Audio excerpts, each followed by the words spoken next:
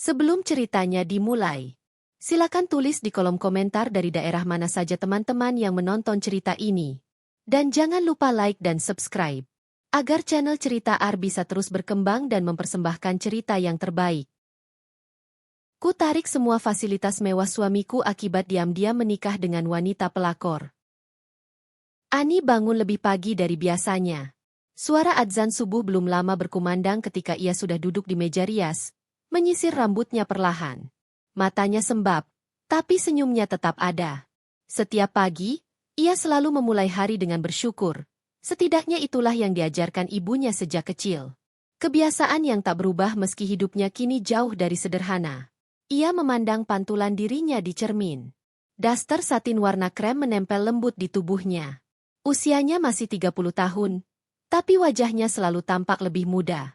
Perawatan rutin, pola makan sehat, dan hidup yang cukup nyaman, membuat penampilannya tetap terjaga. Namun di balik itu semua, ia menyimpan banyak kelelahan yang tak terlihat. Ia keluar kamar perlahan, tidak ingin membangunkan suaminya yang masih terlelap. Bayu, suaminya, tidur miring menghadap jendela. Wajahnya tampak damai, seolah hidupnya sempurna. Padahal, Ani tahu persis, kesempurnaan itu bukan datang dari kerja keras Bayu, melainkan dari keringat dan perjuangan dirinya selama bertahun-tahun. Di dapur, Ani menyeduh teh hijau hangat dan menyiapkan sarapan. Telur rebus, roti gandum panggang, dan potongan buah naga di piring putih elegan. Ia tak pernah absen membuatkan sarapan sehat untuk Bayu. Meski kadang lelaki itu tidak menyentuhnya, ia tetap melakukannya. Bukan karena kewajiban, tapi karena rasa cinta dan kebiasaan yang telah menempel sejak lama. Suara langkah kaki pelan terdengar dari arah tangga. Ani menoleh, Bayu muncul dengan rambut sedikit berantakan, mengenakan kaos hitam dan celana pendek. Lelaki itu duduk tanpa berkata apa-apa. Ia menyalakan ponselnya dan langsung tenggelam dalam layar. Ani diam. Ia mengambil piring dan meletakkannya di depan Bayu. Makan dulu, Mas. Ini menu sehat, biar asam lambungnya nggak kambuh lagi, ucap Ani dengan nada pelan. Bayu mengangguk singkat tanpa menatap istrinya. Ia mengambil sendok, menyuap pelan, lalu kembali fokus pada ponsel. Ani duduk di seberangnya, menyeruput tehnya perlahan. Siang ini ada pertemuan klien dari Singapura di butik. Katanya tertarik masuk ke pasar Indonesia, dan pengen kerjasama. Ani membuka obrolan sambil menatap wajah suaminya. Doain ya, Mas, biar lancar. Bayu masih menunduk. Oke. Semoga lancar. Cuma itu yang keluar dari mulutnya. Tidak ada senyum, tidak ada antusiasme seperti dulu. Ani pura-pura tak peduli, tapi di dalam hatinya terasa cekat. Bayu tidak lagi seperti Bayu yang dulu. Lelaki yang dulu selalu memeluknya sebelum berangkat kerja, yang dulu suka bertanya, "Kamu butuh aku bantu apa di butik hari ini?" Ani bangkit lebih dulu. Ia mencium kening Bayu pelan. Lelaki itu hanya mengangguk, masih fokus pada ponselnya. Jam 9 pagi, Ani sudah berada di butik. Gedung 2 lantai yang berdiri di tengah kota itu adalah hasil kerja kerasnya selama 7 tahun. Ia memulai dari kecil, jualan pakaian online dari rumah kontrakan, mengemas pesanan sendiri, bahkan pernah mengantar langsung ke pembeli dengan motor tuanya. Tak mudah, tapi ia pantang menyerah. Ia percaya bahwa perempuan juga bisa berdiri di kaki sendiri, bahkan setelah menikah. Terlebih lagi, sejak awal menikah dengan Bayu, ia tahu bahwa suaminya tidak memiliki latar belakang ekonomi yang kuat. Ia tak masalah. Ia cinta, dan ia siap jadi penopang. Karyawan butik menyambutnya hangat. Mereka sudah seperti keluarga sendiri. Bahkan beberapa dari mereka sudah Ani anggap seperti adik kandung. Suasana butik hari itu cukup sibuk. Ada pesanan dari artis ibu kota yang ingin desain khusus untuk pemotretan majalah. Ani turun tangan langsung mengatur detail. Saat siang menjelang, pertemuan dengan klien dari Singapura berlangsung lancar. Mereka tertarik bekerja sama untuk memasarkan koleksi modestwear milik Ani ke Asia Tenggara. Ani tak bisa menahan senyum. Ini langkah besar. Namun di tengah kegembiraannya, hatinya terasa hampa. Ia melirik ponsel. Tidak ada pesan dari Bayu. Dulu, setiap kali ada pertemuan besar, Bayu pasti akan menelpon, memberikan semangat, bahkan kadang datang langsung memberi kejutan. Sekarang, bahkan ucapan selamat pun tidak. Sore hari, Ani pulang lebih cepat. Ia ingin memasak makan malam favorit Bayu, sup ayam kampung dan sambal bajak. Di dapur, ia sibuk menyiapkan bahan sambil memutar lagu dari penyanyi favoritnya. Namun pikirannya tidak tenang. Ia teringat beberapa malam terakhir saat Bayu pulang larut dengan alasan kerja. Kadang sampai dini hari. Dulu, Bayu selalu cerita soal pekerjaannya, tentang klien, proyek, atau rekan bisnisnya. Sekarang semuanya tertutup. Ia bahkan pernah memergoki Bayu mengganti kode sandi ponsel. Saat ditanya, Bayu hanya menjawab, rahasia kantor. Saat makan malam, Bayu datang dengan ekspresi lelah. Ia makan sedikit, mengaku tidak lapar. Ani tidak menegur. Ia hanya memandangi wajah suaminya dalam diam. Di malam hari, mereka tidur dalam keheningan. Ani menoleh ke arah Bayu yang sudah membelakangi. Dulu, lelaki itu selalu menggenggam tangannya sebelum tidur. Kini, tak ada lagi. Keesokan harinya, Ani mendapat undangan reuni kampus. Ia sempat ragu untuk datang, namun akhirnya memutuskan hadir. Ia mengenakan dress simpel dan elegan dari koleksinya sendiri. Di acara itu, semua mata tertuju padanya. Banyak yang tak percaya bahwa Ani kini sukses menjalankan bisnis fashion besar. Di tengah keramaian, ia duduk bersama dua sahabat lamanya. Obrolan mengalir hangat. Mereka membahas masa lalu, karir, dan keluarga. Suamimu nggak ikut, An? Tanya salah satu temannya. Ani tersenyum kaku. Nggak. Dia ada urusan kerja. Wah, padahal pengin lihat si Bayu. Dulu waktu kalian baru nikah, dia rajin banget update foto kalian di medsos. Timpal sahabat lainnya. Ani hanya tersenyum. Ia memalingkan wajah. Dalam hati, ia bertanya-tanya, sejak kapan Bayu berhenti mengunggah kebersamaan mereka? Malam itu sepulang dari reuni, Ani membuka Instagram Bayu dengan akun lain. Ia terkejut karena tidak bisa melihat aktivitas Bayu. Akunnya diblokir. Jantung Ani berdebar. Ia mencoba akun lainnya. Dan benar, akun Bayu aktif, tapi ia sendiri tak bisa melihatnya. Ia tak bisa tidur malam itu. Ia menatap langit-langit kamar, menggigit bibir, menahan sesak di dadanya. Hari-hari berikutnya berjalan seperti biasa. Namun Ani mulai lebih diam. Ia memperhatikan hal-hal kecil yang dulu tak pernah ia perhatikan. Bau parfum baru di baju Bayu. Sisa lipstik samar di kerah kemeja. Transaksi mencurigakan di kartu kredit tambahan. Namun Ani belum ingin bereaksi. Ia hanya mengamati, menyimpan semuanya. Ia mencatat tanggal dan waktu. Ia menyimpan bukti digital diam-diam. Ia mencoba bertanya pelan, hati-hati, tidak menuduh. Tapi Bayu selalu punya alasan. Itu parfum kantor. Itu mungkin noda dari minuman. Itu transaksi untuk beli barang kamu. Aku pakai kartumu karena lupa bawa dompet. Ani tahu ia tidak bodoh. Tapi ia belum ingin meledak. Ia hanya ingin tahu sejauh apa lelaki itu bisa berbohong padanya.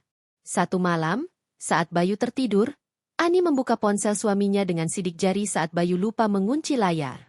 Ia menemukan satu nama yang muncul berkali-kali di chat, Mel. Pesan-pesan yang ringan tapi menyakitkan. Aku rindu kamu banget, sayang. Tidur sama dia lagi? Aku cemburu. Besok kita ke puncak ya.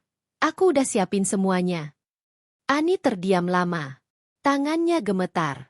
Tapi wajahnya tetap dingin. Ia menutup ponsel pelan dan kembali tidur di sisinya. Keesokan paginya, seperti biasa, ia tetap menyiapkan sarapan. Tetap tersenyum saat Bayu turun tangga. Ia bahkan mencium kening suaminya seperti biasa. Tapi dalam hati, ia sudah mulai menyusun satu persatu kepingan kebenaran. Ani tidak akan menangis. Tidak sekarang. Tapi dia juga tidak akan diam. Dan pagi itu, ia hanya berkata satu kalimat dalam hatinya yang terdengar sangat dingin. Kalau kamu pikir aku nggak tahu, kamu salah besar, Mas. Aku sedang menunggumu selesai menggali lubangmu sendiri. Ani menyibukkan dirinya dengan pekerjaan. Ia memperpanjang jam kerjanya di butik. Sesekali mengadakan evaluasi dadakan pada tim pemasaran dan desain. Bukan semata ingin meningkatkan produktivitas, melainkan agar pikirannya tidak terpusat pada satu nama yang mengendap dalam benaknya, Mel. Namun setiap sudut kosong dalam hari-harinya kini seperti dihantui oleh nama itu.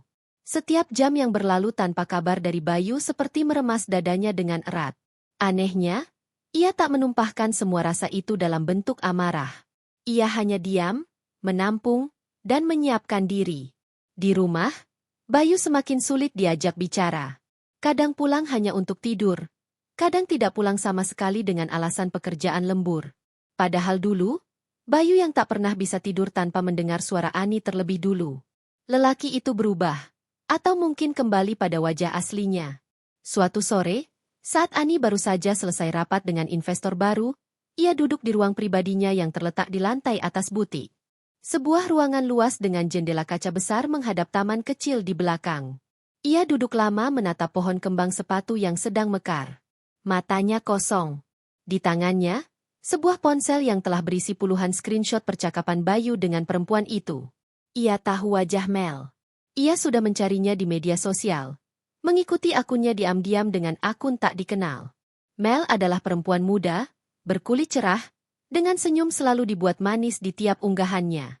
Ia suka pamer tas-tas mahal, dinner di restoran mewah, dan pamer caption penuh cinta dengan inisial B. Ani mengamati satu foto di mana Mel mengenakan jam tangan Cartier yang ia beli untuk ulang tahun Bayu tahun lalu. Ani ingat jelas karena itu edisi terbatas. Bayu bilang ia menyimpannya, tidak ingin jam itu tergores. Tapi nyatanya, jam itu kini melingkar di pergelangan tangan seorang wanita lain. Hari itu, Ani memutuskan untuk bertemu dengan sahabat lamanya, Reta. Mereka duduk di sebuah kafe kecil yang cukup sepi, di sudut kota. Reta sudah mengenal Ani sejak mereka masih kuliah, dan ia satu-satunya yang tahu bahwa rumah tangga Ani tidak seindah yang terlihat. Ani, kamu yakin gak mau bicara langsung sama Bayu? Tanya Reta sambil menyesap cappuccino-nya. Ani tersenyum tipis. Aku lagi ngumpulin semua bukti dulu. Aku gak mau meledah hanya karena perasaan. Aku mau masuk ke medan perang ini pakai logika. Reta mengangguk, wajahnya mengeras. Kalau kamu butuh bantuan, aku siap. Termasuk buat ngikutin dia. Ani menatap Reta lama. Mungkin aku butuh kamu ngelakuin itu. Aku curiga mereka sering nginep bareng di apartemen. Tapi aku belum punya bukti langsung. Reta pun menyanggupi. Sejak hari itu, ia mulai mengikuti Bayu saat keluar rumah.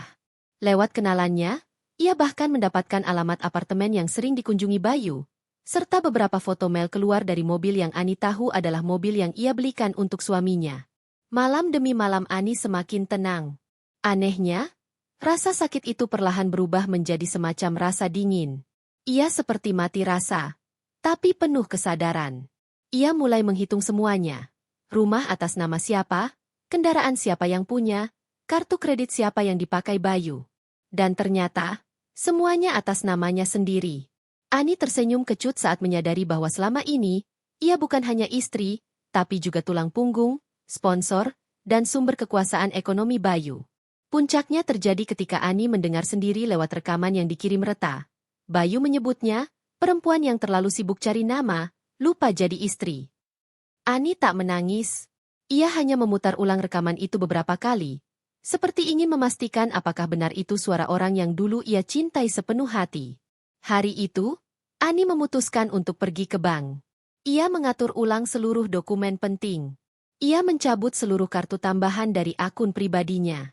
Ia membuat perubahan akses rumah mewah mereka yang selama ini hanya digunakan Bayu sebagai tempat pamit, bukan tempat pulang. Di rumah, Bayu tidak curiga.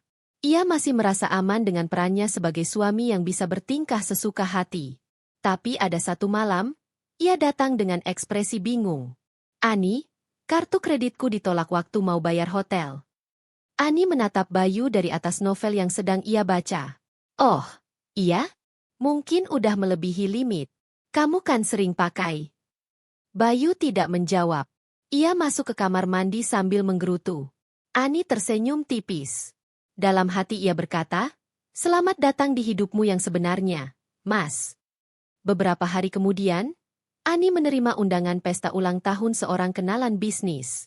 Ia tahu dari info yang dibisikkan Reta, Mel juga akan datang bersama Bayu. Ani memutuskan untuk hadir. Ia mengenakan gaun putih gading rancangan khusus, dengan makeup yang menampilkan aura elegan dan dingin. Malam itu, ia ingin menunjukkan satu hal, bahwa ia masih bisa berdiri dengan anggun bahkan setelah dilukai. Saat memasuki ruangan, ia tak sulit menemukan Bayu dan Mel. Mereka duduk di sisi kanan panggung kecil, tertawa, dan tangan Mel menggenggam lengan Bayu erat. Sesaat kemudian, mata Mel bertemu dengan Ani. Wajah Mel berubah seketika. Bayu yang menyadari perubahan ekspresi Mel pun menoleh, dan terkejut. Ani tidak bergerak. Ia hanya tersenyum. Senyum tenang yang penuh misteri. Ia berjalan ke arah bar, mengambil segelas air putih, dan berdiri tak jauh dari mereka. Ia tidak bicara, tidak menyapa. Tapi tatapannya cukup untuk membuat Mel terlihat gelisah. Bayu bangkit dan menghampirinya. "Kamu ngapain di sini?" bisik Bayu dengan suara ditekan. Ani menatap Bayu lama. "Aku juga tamu undangan. Sama seperti kamu. Atau kamu pikir aku cuma bisa di dapur dan butik saja?" Bayu diam. Mel mencoba tersenyum palsu dari kejauhan. "Kayaknya kamu lupa. Semua fasilitas yang kamu pakai sekarang, termasuk mobil yang kamu bawa Mel ke sini, itu atas namaku, Mas." Lanjut Ani pelan, tajam, penuh ketenangan. Bayu tak bisa bicara. Ani berbalik dan meninggalkan tempat itu sebelum emosinya pecah. Keesokan harinya, ia membuat keputusan final. Ia mencabut semua fasilitas. Mobil pribadi, rumah kedua yang selama ini digunakan Bayu untuk tinggal dengan Mel, kartu akses, dan bahkan mengubah semua rekening bisnis yang dulu sempat Bayu ikut kendalikan. Bayu pulang dengan wajah kalang kabut. Ia marah. Ia membanting pintu. Tapi Ani tetap duduk di sofa. "Tenang. Kenapa kamu ngelakuin ini, Ani? Apa salahku?" Ani berdiri pelan. Ia mengeluarkan satu map dari laci meja. Di dalamnya, semua bukti perselingkuhan, screenshot, rekaman, bahkan bukti pernikahan siri Bayu dengan Mel yang didapat lewat jasa pengacara. "Kalau kamu merasa tidak salah, artinya kamu memang tidak sadar diri, Mas. Aku nggak akan ribut. Aku cuma ambil hakku. Semua yang kamu nikmati itu bukan hasilmu. Tapi sekarang, aku tarik semuanya. Silakan hidup pakai usahamu sendiri." Bayu terduduk. Dunia yang selama ini ia pijak, ternyata bukan miliknya. Ani melangkah ke kamarnya, menutup pintu, dan akhirnya untuk pertama kalinya, menangis dalam diam. Tapi bukan tangis putus asa. Itu adalah tangis kemenangan yang dingin.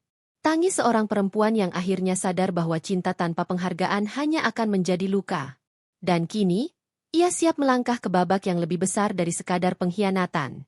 Langkah Ani menyusuri koridor kantor pengacara itu terdengar mantap. Ia tidak lagi wanita yang gemetar menghadapi kenyataan, melainkan sosok baru yang tumbuh dari patah dan pengkhianatan. Di tangan kanannya, sebuah map coklat berisi bukti yang ia kumpulkan selama berminggu-minggu. Chat, rekaman, foto, video. Semua jejak pengkhianatan Bayu dan perempuan yang ia sebut sebagai kesayangannya. Ruang kantor itu sejuk dan rapi. Seorang wanita parubaya menyambutnya dengan senyum sopan, mempersilakan Ani masuk ruangan utama tempat seorang pengacara muda bernama Tegar sudah menunggu. Ani mengenalnya dari rekomendasi rekan bisnisnya. Pengacara muda yang dikenal teliti, profesional, dan sangat peduli pada kasus-kasus yang menyangkut hak perempuan. Tegar menyambut Ani dengan anggukan singkat. "Silakan duduk, Bu Ani. Saya sudah pelajari dokumen yang Ibu kirimkan kemarin malam. Saya juga sudah verifikasi keabsahan pernikahan siri suami Ibu. Sayangnya, pernikahan itu sah secara agama, meski tidak tercatat di negara." Ani mengangguk pelan. Tidak ada reaksi mengejutkan di wajahnya. Ia sudah tahu. Dan ia tidak datang untuk menangisi pernikahan itu. Ia datang untuk mengambil kembali apa yang sudah direnggut darinya. "Saya ingin semua fasilitas yang digunakan Bayu ditarik secara hukum," ujar Ani tegas. "Rumah, mobil, rekening, properti investasi. Semuanya atas nama saya. Dia tidak punya hak lagi atas itu." Tegar mencatat cepat. "Kita bisa keluarkan surat peringatan hukum terlebih dahulu, agar suami Ibu tidak bisa lagi mengakses fasilitas yang bukan miliknya. Untuk aset bersama, nanti kita bahas pembagiannya jika Ibu berniat menggugat cerai. Tapi kalau fokus Ibu saat ini hanya pada penarikan fasilitas pribadi, kita bisa mulai hari ini juga." Ani mengangguk. Ia menandatangani dokumen yang disodorkan tegar tanpa keraguan. Tangannya tidak bergetar. Ia tahu ini bukan soal balas dendam. Ini soal harga diri. Soal batas. Sepulang dari kantor pengacara, Ani mampir sebentar ke salah satu showroom mobil mewah yang dulunya ia datangi bersama Bayu saat membeli mobil Audi untuk suaminya. Ia melihat mobil yang sama dipajang di sana, kini dengan promo edisi terbaru. Ia tak tertarik. Hatinya malah nyeri mengingat bagaimana mobil itu sekarang dipakai Mel untuk pamer kehidupan mewah di media sosial. Malam itu, Ani duduk di ruang tamu dengan lampu utama dimatikan. Hanya lampu lantai yang menyala, memberikan suasana temaram. Segelas teh manis di tangan, dan dokumen surat penarikan fasilitas di meja depannya. Pukul 10:15, terdengar suara mobil masuk ke halaman rumah. Ani tidak bergerak dari tempatnya. Suara kunci berputar, pintu terbuka. Bayu masuk, terlihat lelah, tapi bukan karena pekerjaan. "Kok gelap?" katanya sambil menyalakan lampu. Ani menoleh pelan. "Karena aku nggak butuh banyak cahaya untuk melihat kenyataan." Bayu menoleh dengan wajah heran. "Maksud kamu?" Ani bangkit, mengambil map dari meja, dan menyodorkannya. "Mulai besok, kamu tidak bisa lagi pakai kartu kredit yang biasa kamu pakai. Mobil yang kamu kendarai akan ditarik. Akses rekening juga ditutup. Semua properti atas namaku sudah aku blokir darimu." Bayu membuka map itu. Membacanya cepat. Wajahnya pucat. "Kamu serius?" Ani hanya mengangguk. "Serius sekali." Bayu tertawa miris. "Kamu marah karena aku dekat sama orang lain? Ya ampun, Ani, kamu tuh terlalu sibuk sama kerjaan kamu. Aku kesepian, kamu tahu nggak?" Ani berjalan pelan, berdiri tepat di depan Bayu. "Kesepian bukan alasan untuk selingkuh. Dan kamu bukan anak-anak yang perlu dimanja setiap detik. Kita ini pasangan, bukan aku babysitter MU." Bayu berbalik, membanting map ke meja. "Jadi ini semua mau kamu ambil, gitu? Kamu pikir kamu siapa, Ani?" Ani menatap suaminya tajam. "Aku pemilik sah semua itu. Kamu cuma penumpang. Dan kamu menyia-nyiakan kesempatan untuk hidup terhormat bersamaku." Bayu tertunduk, menggertakkan gigi. Ia mencoba bicara, tapi Ani lebih dulu meninggalkannya dan masuk ke kamar. Pintu ditutup perlahan. Tapi di balik pintu itu, Ani jatuh terduduk. Dadanya sesak. Tangannya menggigil. Tapi ia menolak menangis. Tidak sekarang. Ia harus kuat. Keesokan paginya, mobil Audi Bayu resmi ditarik dari apartemen tempat Mel tinggal. Mel mengamuk, mengunggah story bertuliskan, "Hidup emang penuh drama. Tapi aku tetap berdiri." Ani hanya membaca unggahan itu dengan satu alis terangkat. Ia tak peduli. Satu persatu fasilitas yang dulunya membuat Mel tersenyum di Instagram, kini kembali ke tangan yang benar. Sementara itu, Bayu datang ke butik dengan wajah lelah. Ia menemui Ani yang tengah menata koleksi busana untuk peluncuran musim panas. Ani tetap bersikap profesional, walau hatinya bergetar. "Ani, kita bisa bicara?" Ani menoleh, memandangnya lama. "Kita sudah cukup banyak bicara selama ini. Tapi kamu memilih untuk diam di saat seharusnya jujur. Aku cuma bingung. Aku ngerasa Mel bisa kasih aku perhatian yang udah jarang aku dapat dari kamu." Ani meletakkan gantungan baju perlahan. "Dan kamu pikir aku tidak lelah? Aku kerja bukan buat gaya. Aku kerja buat kita. Tapi kamu malah jual harga dirimu demi perempuan yang bahkan gak tahu bagaimana caranya berdiri dengan kakinya sendiri." Bayu tidak menjawab. Ani menatap matanya. Ani menatap mata Bayu dengan sorot dingin. Tak ada lagi getar kasih di sana. Yang tersisa hanyalah perasaan jengah, marah, dan kesal yang tertahan begitu lama. Bayu seperti kehilangan kata. Sementara Ani tetap berdiri tenang. Seolah segala badai telah melewati tubuhnya dan hanya meninggalkan angin yang tak mempan lagi menggoyahkan akar jiwanya. "Kalau kamu pikir Mel bisa kasih kamu perhatian, maka tinggal saja di sana. Tapi jangan bawa-bawa hasil keringatku buat kalian pamerin di media sosial," ucap Ani lirih namun tegas, menusuk setiap sisi harga diri Bayu. Bayu ingin menyahut, tapi bibirnya keluh. Ia tahu tidak ada alasan yang bisa membenarkan perselingkuhannya. Semua yang keluar dari mulutnya akan terdengar seperti pembelaan murahan. Sementara itu, Ani hanya mengambil clipboard dari rak dan berjalan pergi, meninggalkan Bayu berdiri sendiri di tengah butik yang mewah dan bersinar, hasil dari kerja kerasnya selama bertahun-tahun. Hari-hari berikutnya, Bayu tidak lagi memiliki akses ke rumah maupun kendaraan. Ia bahkan harus nebeng temannya ke kantor tempatnya kerja paruh waktu. Apartemen yang dulu ia sewa diam-diam untuk Mel, kini telah dikunci oleh pemilik karena Ani menutup semua pembayaran yang selama ini menggunakan rekening bisnisnya. Mel tak bisa menyembunyikan rasa kesalnya. Ia melempar tasnya ke lantai apartemen kecil barunya, menatap Bayu dengan mata melotot. Katanya kamu laki-laki. Katanya kamu pengusaha. Ternyata kamu cuma hidup dari duit istri. Dasar banci. Bayu tak membalas. Ia hanya duduk, menutup wajahnya. Ia mulai sadar betapa dirinya telah menghancurkan kehidupan yang dulu stabil. Ani tak pernah mengeluh meski mengurus semuanya. Ia hanya ingin dihargai. Tapi Bayu malah memilih menodai pernikahan mereka dengan cinta yang palsu dan kebohongan demi kebohongan. Di sisi lain, Ani memfokuskan hidupnya pada pekerjaannya. Ia tidak lagi bertanya-tanya kenapa Bayu tak pulang. Tidak lagi memikirkan Mel atau perasaan yang menyakitkan. Ia mulai menjalani terapi konseling untuk menguatkan emosinya. Di ruang konseling itulah ia mulai belajar membebaskan diri dari perasaan bersalah yang tidak seharusnya ia tanggung. Luka kamu dalam sekali, Bu Ani, kata psikolog yang menanganinya, seorang wanita setengah baya bernama Bu Rini. Tapi kamu juga kuat sekali.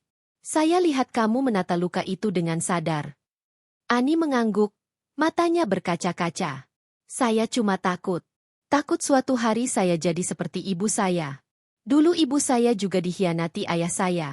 Tapi beliau memilih diam, menelan semuanya. Saya tidak mau seperti itu. Bu Rini menatap Ani dengan empati. Kamu tidak seperti ibumu. Kamu berdiri dan memilih melindungi dirimu sendiri. Itu langkah paling berani. Pada suatu sore yang mendung, Ani membuka kembali kotak kenangan lamanya. Di dalamnya ada foto-foto masa awal pernikahannya dengan Bayu. Ia mengenakan kebaya sederhana, Bayu menggenggam tangannya erat. Di salah satu foto, mereka tertawa bersama di pinggir jalan, menunggu angkot, karena saat itu belum punya kendaraan sendiri. Ani tersenyum kecil. Ada rasa hangat yang sempat singgah di hati, tapi cepat sekali lenyap.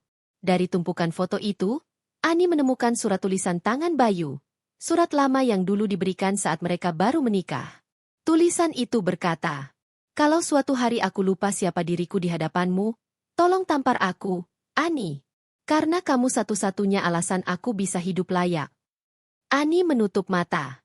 Tamparan itu sudah ia berikan, bukan dengan tangan, tapi dengan kenyataan. Sementara itu, kabar soal rumah tangga Ani dan Bayu mulai menyebar pelan. Tetangga-tetangga mulai berbisik, kerabat mulai menghubungi, tapi Ani tidak peduli. Ia terlalu lelah untuk menjelaskan. Ia memilih diam, seperti gunung yang sudah meletus, dan kini menunggu kembali tenang dalam sunyi. Satu malam, Bayu datang ke rumah dengan wajah memelas. Ia berdiri di teras sambil membawa koper kecil. Ani membukakan pintu, menatapnya tanpa ekspresi. Aku nggak punya tempat tinggal lagi. Ani, katanya pelan. Ani menghela napas. Itu bukan urusanku. Aku nyesel. Sumpah aku nyesel. Mel ternyata cuma mau hartaku. Begitu aku nggak punya apa-apa, dia pergi. Ani tetap berdiri tegak.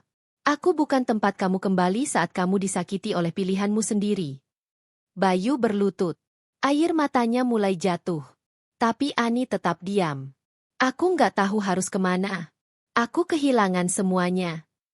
Ani melipat tangan di dada. Itu karena kamu buang semua yang sebenarnya berharga. Aku bukan rumah yang bisa kamu datangi seenaknya. Setelah diam beberapa saat, Ani masuk rumah dan kembali menutup pintu. Bayu masih terduduk di depan rumah. Namun malam itu, Ani tidak merasa bersalah. Ia merasa bebas. Beberapa hari kemudian, Ani menerima undangan dari pihak yayasan sosial yang biasa ia bantu. Mereka mengundangnya untuk menjadi pembicara dalam forum perempuan pengusaha yang selamat dari pernikahan toksik. Ani menerima undangan itu. Dalam forum itu, ia berdiri di panggung, mengenakan blazer putih dan celana panjang hitam. Ia menatap puluhan pasang mata wanita yang menatapnya penuh harap. Saya pernah mencintai seseorang lebih dari diri saya sendiri, Ani memulai. Tapi cinta seperti itu membuat saya buta, dan lupa menjaga diri saya sendiri. Hari ini, saya berdiri bukan sebagai istri yang tersakiti, tapi sebagai perempuan yang belajar mencintai dirinya kembali. Tepuk tangan membahana. Ani tersenyum. Untuk pertama kalinya, senyuman itu benar-benar tulus.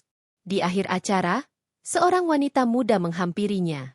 Bu Ani, saya baru saja pisah dari suami saya yang selingkuh juga. Saya bingung harus mulai dari mana. Ani menggenggam tangan wanita itu. Mulai dari mempercayai dirimu sendiri. Kamu berharga. Jangan pernah lupakan itu. Saat pulang ke rumah malam itu, Ani duduk di balkon, memandang langit yang cerah tanpa awan. Hatinya masih menyimpan bekas luka, tapi tidak lagi berdarah. Ia tahu, perjalanannya masih panjang. Tapi satu hal yang pasti, ia tidak akan pernah kembali ke titik di mana ia rela diremehkan oleh orang yang ia angkat derajatnya sendiri. Ia mengambil jurnal kecil dari meja dan menulis. Babak baru akan dimulai. Dan kali ini, aku tidak akan membiarkan siapapun mencuri sinarku lagi. Pagi itu hujan turun deras. Ani berdiri di balik tirai jendela ruang keluarga, memandangi jalanan depan rumahnya yang basah dan sepi. Hujan membuat semuanya tampak lebih hening, lebih pelan. Tapi tidak dengan pikirannya. Di dalam dadanya, badai yang jauh lebih hebat sedang bergemuruh. Ia menutup tirai perlahan, menghela napas panjang, lalu melangkah ke dapur. Tangan Ani mengupas bawang tanpa ekspresi. Matanya sudah terlalu kering untuk menangis karena irisan tipis itu. Di dalam pikirannya, bayangan Bayu masih sesekali muncul, terutama momen-momen awal pernikahan mereka. Waktu di mana cinta tumbuh bukan karena harta, tapi karena keyakinan. Keyakinan bahwa dua orang bisa saling melengkapi walau datang dari dunia yang berbeda. Ponselnya bergetar. Ia mengusap tangannya, mengambil ponsel di atas meja. Nama Reta muncul di layar. Ani, kamu ada waktu nggak hari ini? Ani membalas singkat. Ada. Kenapa? Ada yang kamu harus tahu. Tentang Mel dan Bayu. Setelah bertemu di sebuah kafe kecil di tengah kota, Reta langsung mengeluarkan ponselnya. Ia memperlihatkan beberapa video pendek dan tangkapan layar dari grup gosip lokal. Mel terlihat sedang mengamuk di depan sebuah minimarket kecil, menuduh Bayu telah menguras uang tabungannya. Ini kejadian 2 hari lalu, jelas Reta pelan. Bayu dan Mel udah nggak tinggal bareng.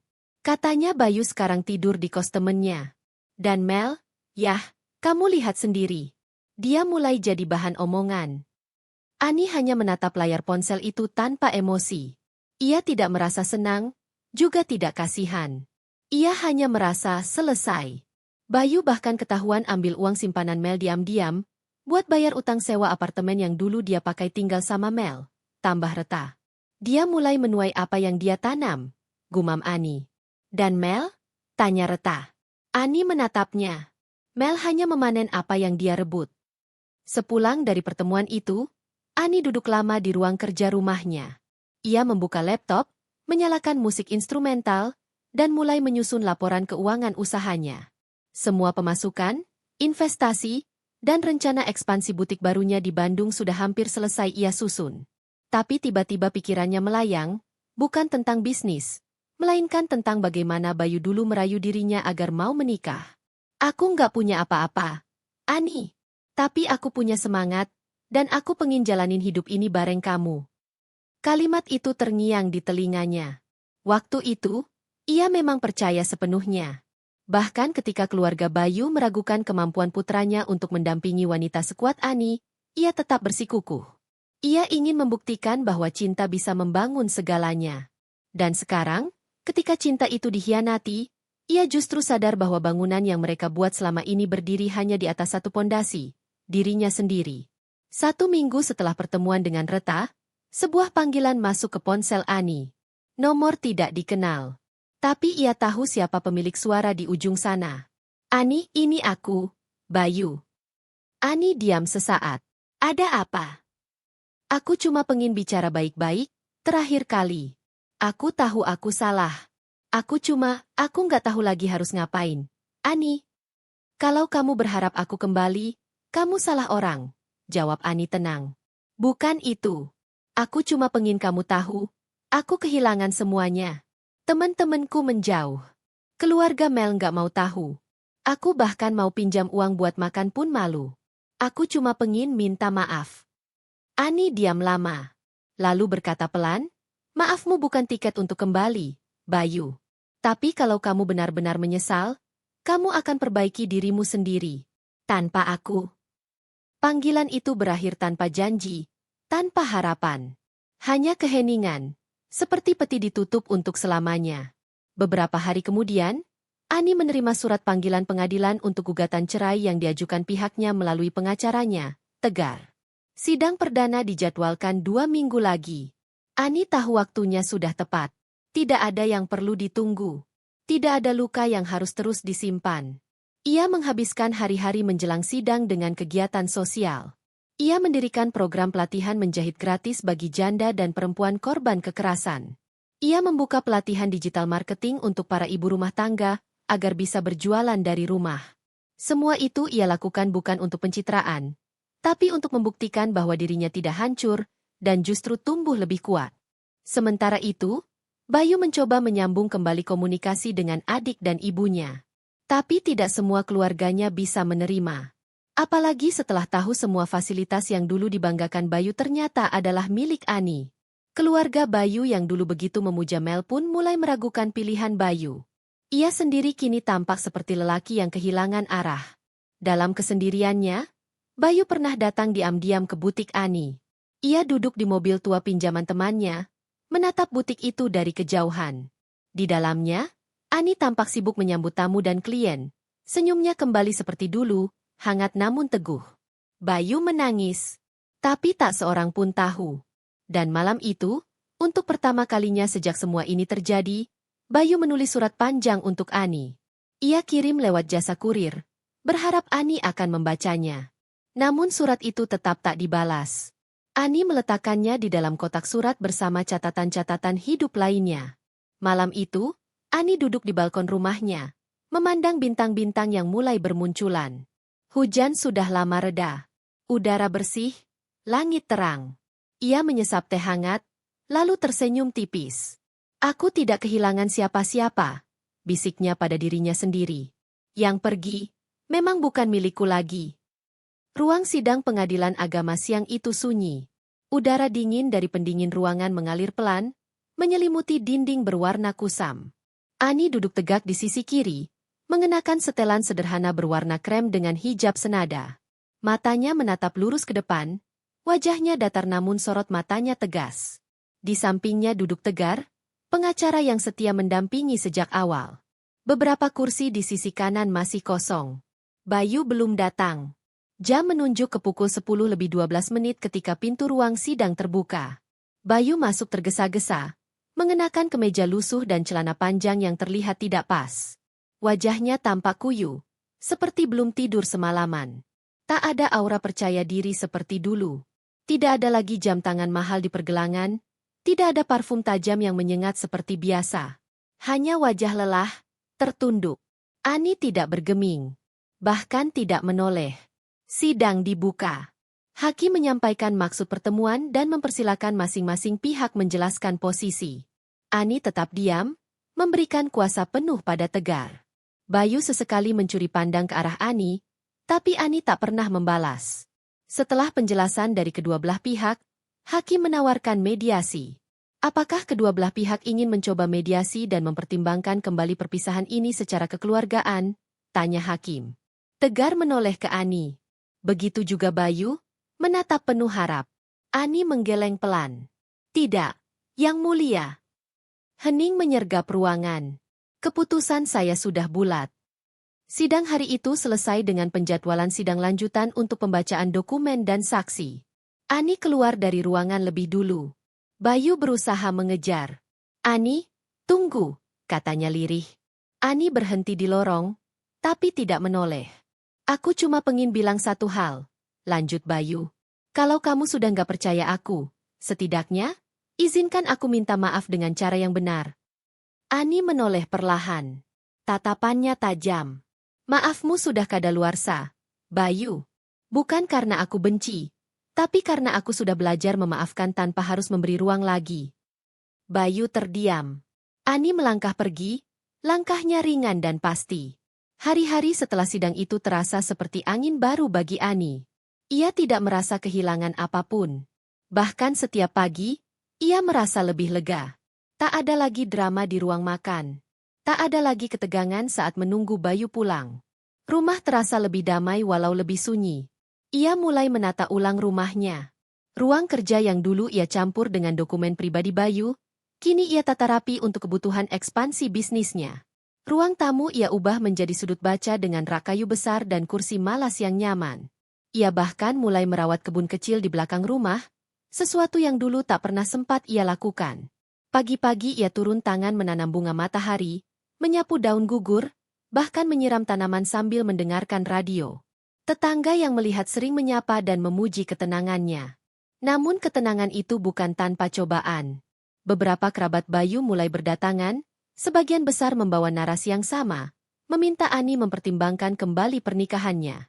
Mereka mengatakan Bayu sudah berubah, bahwa Bayu sedang berusaha memperbaiki hidupnya, bahkan berniat kembali bekerja dengan jujur. Tapi bagi Ani, semua itu bukan sekadar niat. Semua itu harus disertai kesadaran dan tanggung jawab. Dan sayangnya, Bayu sudah gagal dalam dua hal itu sejak lama. Suatu malam, Ibunda Bayu datang diam-diam ke rumah Ani.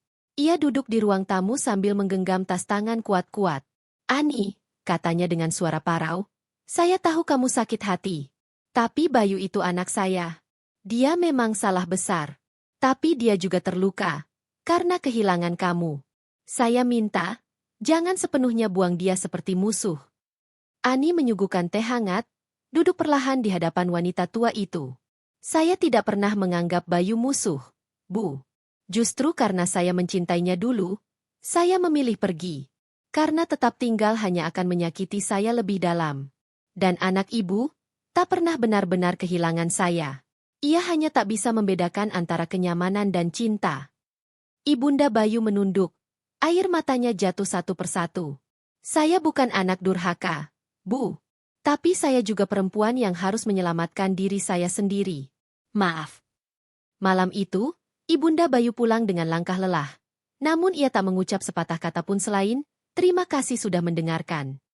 Beberapa minggu kemudian, Ani menghadiri seminar bisnis di Jakarta sebagai pembicara utama. Ia tampil memukau, disambut dengan tepuk tangan para peserta yang kagum pada kisah perjalanannya. Seorang jurnalis mewawancarainya dan bertanya soal kehidupan pribadi. Ani menjawab dengan tenang, "Saya pernah dibentuk oleh cinta dan dihancurkan oleh pengkhianatan. Tapi saya tidak membiarkan luka itu mengatur arah hidup saya. Saya memilih bangkit, bukan untuk membuktikan sesuatu pada orang lain, tapi untuk menghormati diri saya sendiri." Kutipan itu viral di media sosial. Banyak perempuan mengunggah ulang dengan caption penuh semangat. Nama Ani bukan hanya dikenal sebagai pengusaha sukses, tapi juga simbol perempuan yang tahu kapan harus bertahan dan kapan harus pergi dengan kepala tegak. Di tempat lain, Bayu menonton video itu dari layar ponsel usangnya. Ia duduk di warung kopi kecil, mengenakan jaket lusuh dan topi untuk menyamarkan wajah. Orang-orang di sekitarnya tidak mengenalinya lagi. Ia hanya seorang pria biasa, menonton mantan istrinya berdiri di panggung besar, tempat yang dulu ia kira akan ia duduki bersama. Air matanya jatuh. Tapi ia tahu, semuanya sudah terlambat. Matahari pagi menembus kaca jendela ruang kerja Ani, memantulkan cahaya hangat ke meja besar yang kini penuh dengan draft desain baru untuk peluncuran lini busana modest wear berikutnya. Di seberangnya, seorang desainer muda tengah memperlihatkan sketsa dengan wajah penuh semangat, sementara Ani mengangguk, mencermati setiap detail dengan seksama. Setelah timnya keluar, Ani duduk kembali. Di antara tumpukan kertas itu, ia menemukan secarik catatan lama, tulisan tangan Bayu. Sebaris pujian yang dulu ia tulis dengan spidol merah di balik lembar presentasi bisnis pertama Ani, "Kamu bukan cuma istri hebat. Kamu masa depanku." Ani menatap tulisan itu lama, lalu melipatnya, meletakkannya kembali ke dalam laci. Ia tidak membuangnya, tapi juga tidak menyimpannya sebagai kenangan indah. Hanya satu bukti bahwa yang indah bisa busuk jika tidak dijaga. Beberapa hari setelah sidang kedua, surat resmi gugatan cerai dinyatakan dikabulkan oleh hakim. Ani resmi menjadi janda. Kata itu masih asing di telinga, tapi tidak menyakitkan seperti yang ia bayangkan. Di ruang tunggu pengadilan, Ani duduk sendirian. Bayu tak datang. Entah tak kuat atau memang sudah menyerah sepenuhnya. Ani hanya menatap kosong ke dinding di seberangnya. Di pikirannya, tak ada lagi tangis. Hanya hening, seperti lautan luas di musim dingin. Tenang. Dalam. Pulang dari pengadilan, rumah terasa lebih sunyi dari biasanya. Tapi keheningan itu bukan siksaan. Justru keheningan itu membuatnya bisa berbicara lebih banyak dengan dirinya sendiri. Malamnya, Ani membuka laptop dan menulis dalam jurnal digital pribadinya. Hari ini aku resmi melepaskan ikatan yang pernah aku anggap suci. Bukan karena aku gagal, tapi karena aku cukup mencintai diriku untuk tidak terus disakiti. Aku tidak tahu akan jadi apa esok, tapi aku tahu siapa yang akan menjagaku sekarang, diriku sendiri.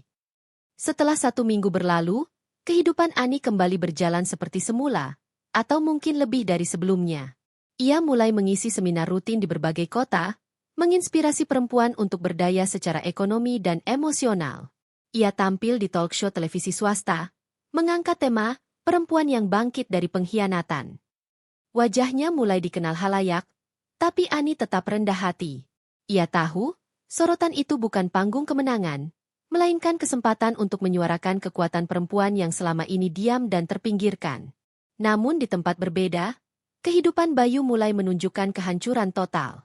Ia sudah tak lagi bekerja di kantor lamanya. Reputasinya hancur setelah seorang mantan rekan membocorkan aib perselingkuhannya dengan Mel. Investasi kecil yang sempat ia jalankan bersama seorang teman gagal total. Hutang menumpuk. Ia pindah dari satu tempat ke tempat lain. Bahkan untuk makan, ia mulai menjual barang-barang pribadi. Sementara Mel, perempuan itu hilang entah kemana setelah semua fasilitas dicabut. Kabar terakhir yang didapat Bayu dari temannya adalah Mel kini tinggal bersama seorang pria yang jauh lebih muda darinya. Seorang pebisnis online yang sedang naik daun. Mel tak lagi menghubungi Bayu. Bahkan memblokir semua akun media sosial dan nomor telepon. Bayu duduk di sebuah bangku taman malam itu, memandangi jalanan kota yang terang oleh lampu kendaraan. Di tangannya, sebatang rokok menyala lemah, nyaris habis. Ia membuka ponselnya, satu-satunya benda berharga yang tersisa. Ia membuka akun media sosial Ani diam-diam, melihat unggahan terbaru sang mantan istri yang kini berdiri di panggung seminar nasional dengan ratusan peserta. Wajah Ani tersenyum, bersinar, kuat. Ia tersenyum miris. Kamu memang jauh di atasku. Nih, aku yang menenggelamkan diri sendiri. Di sisi lain, di dalam rumah Ani yang hangat dan rapi, ia sedang duduk di meja makan bersama dua sahabatnya, Reta dan Nindya. Mereka berbagi cerita, tertawa, dan membicarakan rencana membuka cabang butik baru di Surabaya. Di sela pembicaraan, Reta menatap Ani dengan kagum. Aku masih nggak percaya kamu bisa sekuat ini setelah semua yang terjadi, ujar Reta pelan. Ani mengangguk, mengaduk teh di cangkirnya. Aku juga nggak percaya. Tapi mungkin rasa sakit itu membentuk semacam pelindung dalam diriku. Kamu nggak kangen sama dia? Sedikit aja? Tanya Nindya hati-hati. Ani tersenyum. Aku kangen diriku sendiri waktu masih percaya bahwa cinta bisa mengubah segalanya. Tapi bukan Bayu. Beberapa hari kemudian, Ani diundang untuk menghadiri peluncuran produk kolaborasi dengan merek busana ternama asal Malaysia. Acara digelar di Hotel Bintang 5, megah dan mewah. Di sana, Ani berdiri di depan wartawan, mengenakan gaun panjang berwarna biru muda dengan detail renda yang anggun. Semua mata tertuju padanya. Ia berbicara dengan percaya diri, menjelaskan tentang nilai perempuan dalam dunia bisnis dan pentingnya keberanian melindungi diri dari luka. Di belakang ruangan, tersembunyi di balik tirai, Bayu datang diam-diam. Ia memohon pada panitia acara untuk melihat Ani dari jauh. Ia berdiri terpaku, menatap wanita yang dulu ia remehkan, kini bersinar lebih terang dari yang pernah ia bayangkan. Dadanya sesak. Ia ingin berteriak, tapi tak satu pun kata keluar. Ketika acara selesai, dan Ani berbalik untuk turun dari panggung, matanya menangkap siluet seseorang yang familiar. Sosok Bayu berdiri kaku di kejauhan, dengan wajah lusuh, mata sayu, dan tubuh kurus yang nyaris tak dikenalnya lagi. Ani berhenti sesaat. Tak ada kejutan. Tak ada marah. Hanya diam. Lalu ia melangkah pergi. Meninggalkan panggung, meninggalkan masa lalu, meninggalkan seseorang yang pernah ia beri segalanya, tapi memilih kehilangan dirinya sendiri. Dan malam itu, saat duduk sendiri di kamar, Ani tersenyum kecil. Ia tahu, perjalanannya belum selesai. Tapi ia tidak lagi berjalan dengan luka. Ia berjalan dengan kesadaran bahwa tak semua cinta layak diperjuangkan, dan tak semua penyesalan pantas diberi kesempatan kedua. Ani membuka pintu ruang kerjanya dengan langkah perlahan. Ia baru saja menyelesaikan rapat panjang dengan tim manajemen dan kepala divisi produksi. Matanya sedikit merah karena lelah, tapi bukan kelelahan yang membuatnya tertunduk sore itu. Pikirannya kembali pada pesan singkat dari nomor tak dikenal siang tadi. Bu Ani, mohon temui saya. Saya ingin bicara soal Pak Rangga. Saya tahu semuanya. Tolong beri saya kesempatan. Nama pengirim, Lia. Lih. Nama itu berdengung di kepala Ani sejak siang. Entah benar atau tidak, entah wanita itu sekadar cari perhatian atau memang menyimpan rahasia. Tapi Ani bukan perempuan naif. Ia tahu, ada sesuatu yang sengaja disembunyikan dari dirinya selama ini. Dan ia tidak akan diam lagi. Tangannya membuka lemari buku dan menarik keluar sebuah album foto lama. Di sana, terselip potret masa lalu dirinya dan Rangga. Foto prewedding mereka yang dulu digadang-gadang sebagai simbol cinta abadi. Ia tertawa kecil, getir. Kini semua kenangan itu tidak lebih dari potongan kertas yang hampa makna. Pukul 5 sore, mobil pribadi Ani meluncur ke sebuah kafe di pusat kota, tempat yang ditentukan Lia. Ia mengenakan setelan elegan berwarna krem dengan hijab dusty pink. Rias wajahnya tipis, namun anggun. Wibawanya memancar kuat, sekalipun hatinya sedang berperang. Sesampainya di sana, Ani langsung mengenali wanita itu.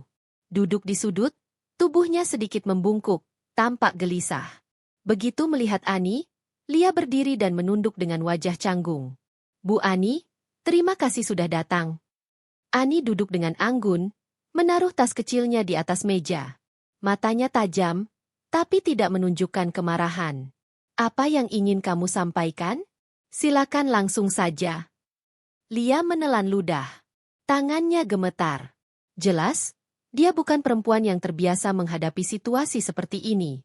Saya dulu mantan sekretaris Pak Rangga, Bu. 2 tahun lalu saya keluar dari kantor karena saya tahu sesuatu. Waktu itu saya diam karena saya takut.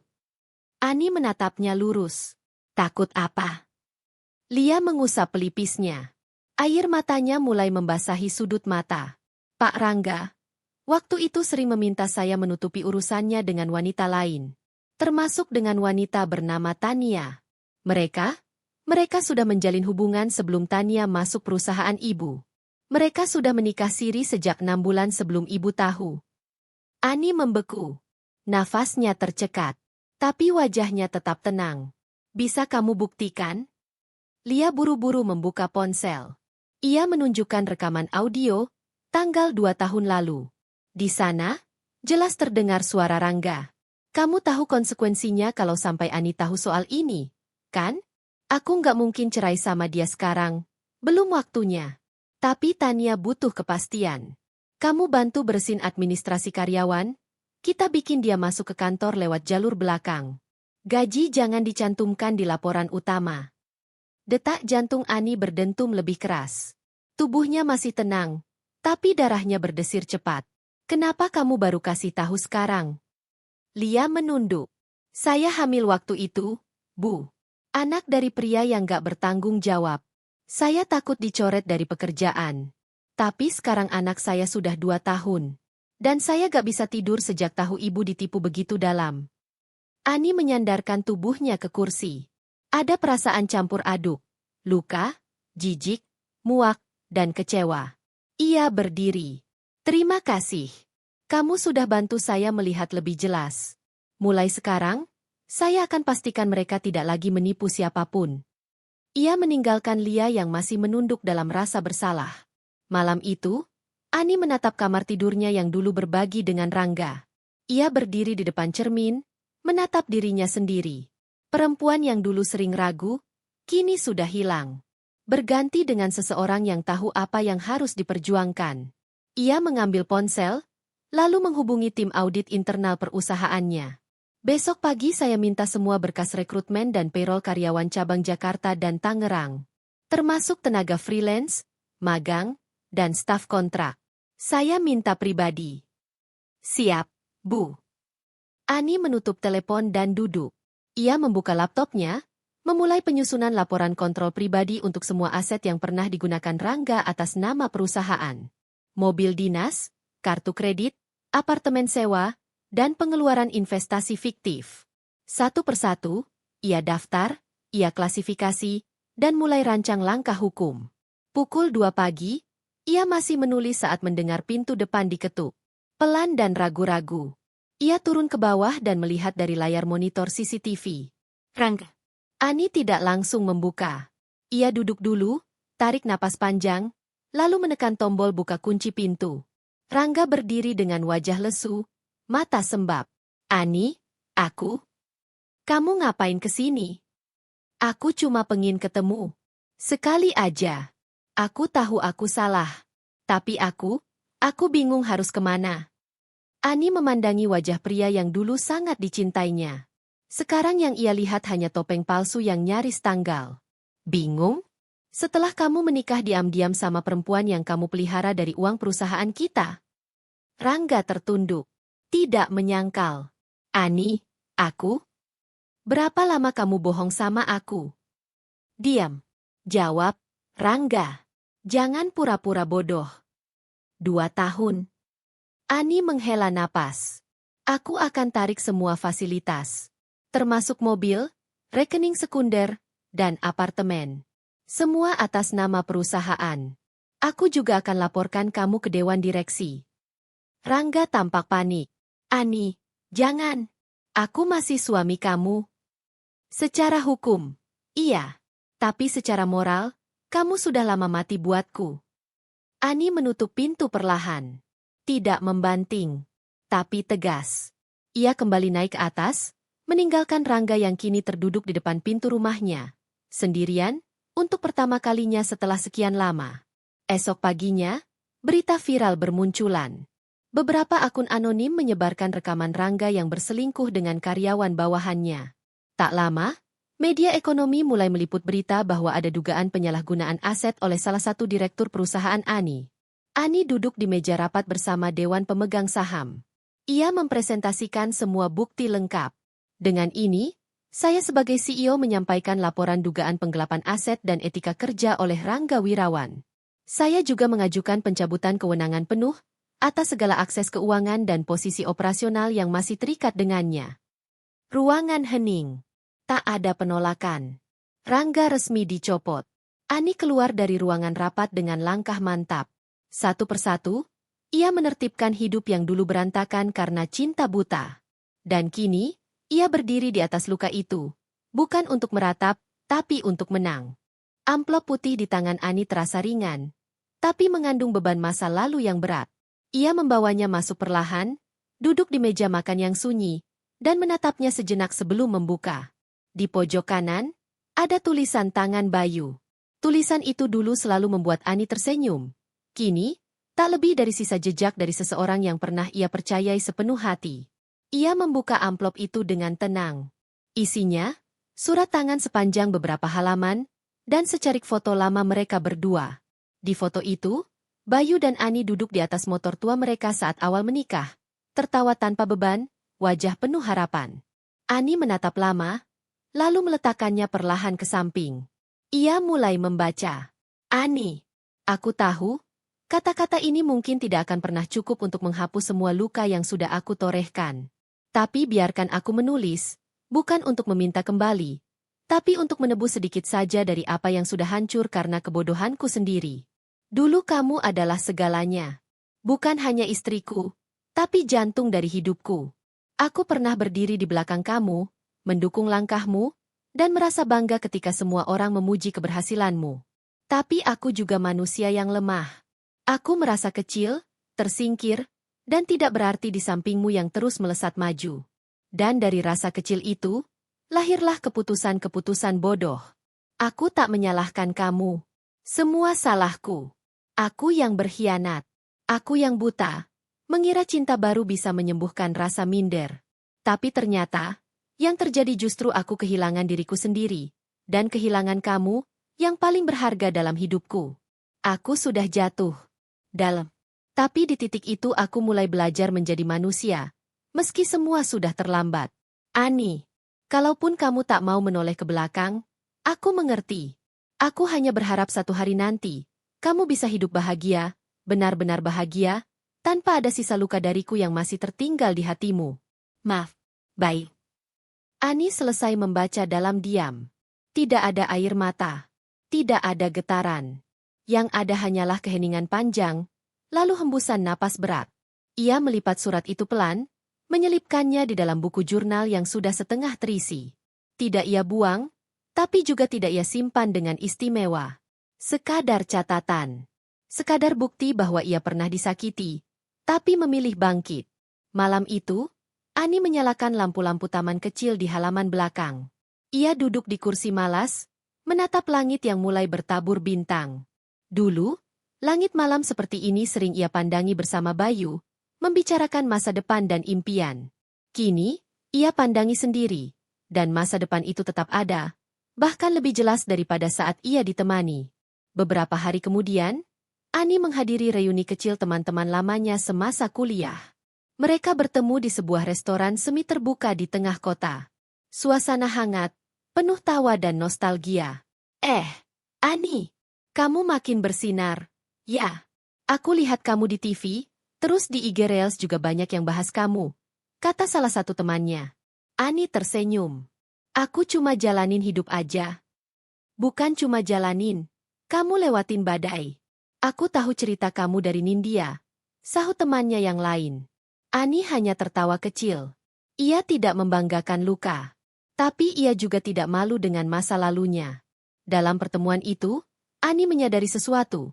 Ia tidak lagi merasa perlu menjelaskan atau membela dirinya. Ia hadir sebagai dirinya yang utuh. Seorang perempuan yang tidak sempurna, tapi kuat karena belajar dari kehancuran. Di luar sana, kabar tentang Bayu tersebar di kalangan teman-teman lamanya. Beberapa bilang ia bekerja serabutan, menjadi sopir freelance dan kuli angkut. Ada juga yang bilang ia pernah mencoba menjual ide usaha ke investor tapi selalu ditolak karena rekam jejaknya sudah tercoreng. Mel? Tak ada yang tahu pasti. Nama itu menghilang, seperti hantu yang hanya muncul saat malam kelam. Beberapa minggu kemudian, Ani menghadiri acara soft opening butik barunya di Surabaya. Tempat itu adalah cabang ketiga dari usahanya, dan kini dikelola oleh tim yang semuanya perempuan. Ia berdiri di depan panggung kecil, memberikan sambutan dengan suara bergetar, bukan karena gugup, tapi karena rasa syukur. Saya berdiri di sini bukan karena tidak pernah jatuh, tapi karena saya memilih bangkit, dan percaya bahwa setiap perempuan berhak atas hidup yang ia pilih sendiri. Tepuk tangan bergemuruh. Di barisan depan, ibunya menatap Ani sambil menahan air mata. Dulu, ibunya sempat meragukan keputusan Ani untuk berpisah. Tapi kini ia bangga.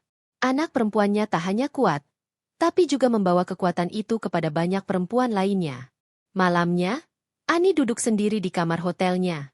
Ia membuka laptop, menuliskan laporan bisnis, lalu menutup file itu dan membuka folder bernama Kenangan. Ia melihat beberapa foto lama. Dirinya dan Bayu.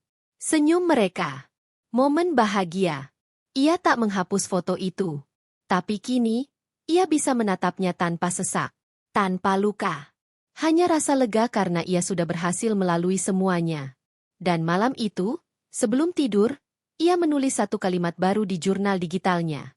Orang yang pernah menyakitiku kini menjadi alasan aku bisa menyembuhkan banyak orang. Langit Jakarta sore itu keemasan, bias cahaya menembus kaca tinggi lobi utama hotel mewah tempat Ani akan menghadiri konferensi tahunan perempuan pelaku usaha Asia Tenggara. Ia mengenakan blazer hijau zamrud dan celana panjang krem yang menyatu dengan lembutnya warna kulit.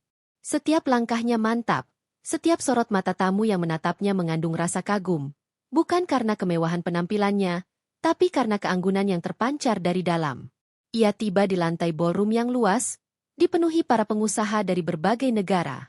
Ani berdiri di antara para tokoh besar, namun ia tidak terlihat kecil. Ia justru menjadi sorotan, dibicarakan, dipuji diam-diam oleh banyak peserta. Bukan hanya karena keberhasilannya membangun bisnis dari nol, tapi karena kisahnya yang telah menginspirasi ribuan perempuan di media, seminar, bahkan di lingkungan kecil kampung halamannya. Di kursi kehormatan, ia duduk bersama delegasi Malaysia dan Singapura.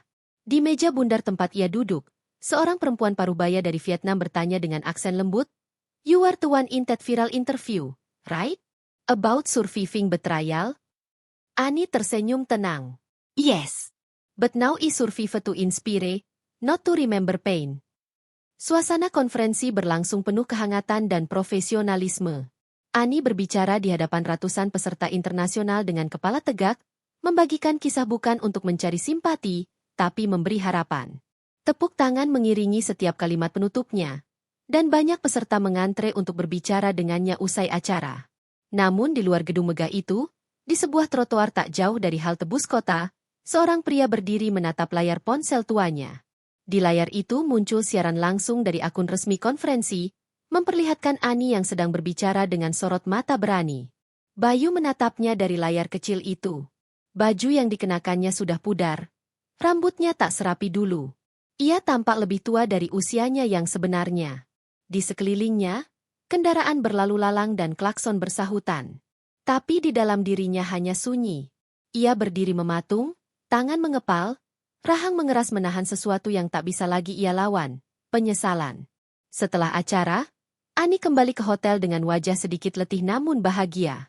Ia melepas blazer, duduk di ranjang sambil membuka catatan harian digital di laptopnya. Tangannya mengetik pelan. Semakin aku berjalan jauh, semakin aku sadar, luka itu pernah mencoba menghancurkan hidupku, tapi ternyata ia justru menuntunku ke puncak tertinggiku. Ia menutup laptop dan menatap langit kota dari balik kaca. Jakarta malam itu berkilau, seperti pantulan dari matanya yang tak lagi menyimpan air mata, melainkan cahaya dari jiwa yang telah dibentuk oleh badai. Beberapa hari setelah kembali dari konferensi, Ani mengunjungi rumah masa kecilnya di pinggiran kota. Di sana, ibunya menanti dengan pelukan hangat dan senyum lembut. "Anak ibu sekarang udah terbang tinggi," kata sang ibu sambil memeluk Ani lama.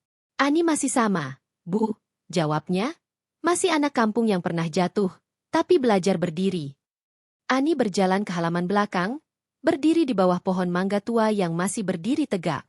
Di sana, ia mengenang masa remaja, saat dirinya pernah bermimpi punya rumah besar, usaha sendiri, dan suami setia. Ia mewujudkan 2 dari 3. Tapi kini, ia menyadari, 2 itu sudah lebih dari cukup. Karena setia tak selalu datang dari pasangan. Terkadang, kesetiaan justru datang dari diri sendiri, saat kita memutuskan untuk tidak mengkhianati harapan kita sendiri. Dari jauh, tetangga-tetangga datang menyapa. Banyak dari mereka dulu tak percaya saat Ani memilih bercerai. Kini, mereka mengangguk penuh hormat. "Bu Ani sekarang makin kelihatan bahagia, ya?" kata seorang ibu parubaya sambil tersenyum. Ani menjawab dengan tenang, "Bahagia itu bukan karena hidup sempurna, Bu. Tapi karena saya memilih tidak hidup dalam kebohongan lagi." Setelah beberapa hari di rumah ibunya, Ani kembali ke kota. Ia disambut di butik pusatnya dengan laporan bahwa lini terbaru mereka telah terjual habis di 3 kota dalam waktu kurang dari 2 minggu.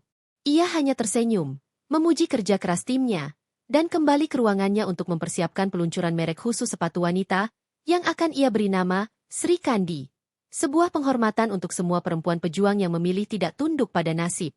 Sore harinya, ia berjalan ke gudang butik. Di sana, salah satu karyawan baru, seorang perempuan muda yang baru pulih dari KDRT dan ditampung oleh program sosial Ani, menunduk penuh hormat. "Terima kasih, Bu. Karena ibu saya bisa kerja lagi, bisa merasa berharga lagi." Ani menatap mata gadis itu. Ia melihat dirinya sendiri di dalam tatapan penuh luka yang pelan-pelan mulai sembuh. Ia menepuk bahunya. "Kamu berharga bahkan sebelum kamu sadar kamu pantas dihargai." Di luar gedung, hujan mulai turun rintik-rintik. Langit kelabu, tapi tidak membuat suasana jadi muram. Justru hujan itu seperti simbol bahwa masa lalu bisa dibasuh, dan setelahnya, tanah akan tumbuh lebih subur. Dan di saat semua orang di dalam gedung sibuk bekerja, seseorang berdiri di seberang jalan, memandangi gedung itu dalam diam. Rambutnya sedikit gondrong, bajunya lusuh, sepatu sebelah mulai mengelupas. Bayu berdiri di sana. Tak berniat masuk. Hanya ingin tahu bagaimana Ani hidup sekarang. Ia melihat kesibukan di dalam, mendengar suara tawa dari lantai 2. Ia tidak melihat Ani secara langsung. Tapi ia tahu, dari aura tempat itu, dari orang-orang yang tersenyum, bahwa Ani baik-baik saja. Bahkan lebih dari sekadar baik. Bayu menatap ke langit mendung, lalu turun hujan perlahan. Ia tak beranjak. Ia berdiri, membiarkan hujan membasahi seluruh tubuhnya, seolah ingin mencuci ulang hidupnya yang kotor dan hancur. Sementara itu, di lantai 3 gedung butik, Ani menutup jendela perlahan. Matanya sempat menangkap sosok yang familiar di seberang. Tapi ia hanya menarik napas panjang, menunduk, lalu berkata lirih pada dirinya sendiri. Aku sudah memaafkan. Tapi itu bukan berarti aku membuka pintu yang pernah aku kunci rapat dengan air mata. Ani kembali duduk di meja kerjanya, menyalakan lampu baca, dan mulai menulis lembar pertama untuk memuar yang ia rancang. Perempuan yang tak lagi menangis. Dan di dalam hatinya, tidak ada dendam. Hanya ketenangan yang tumbuh dari luka yang sudah sembuh dengan sempurna.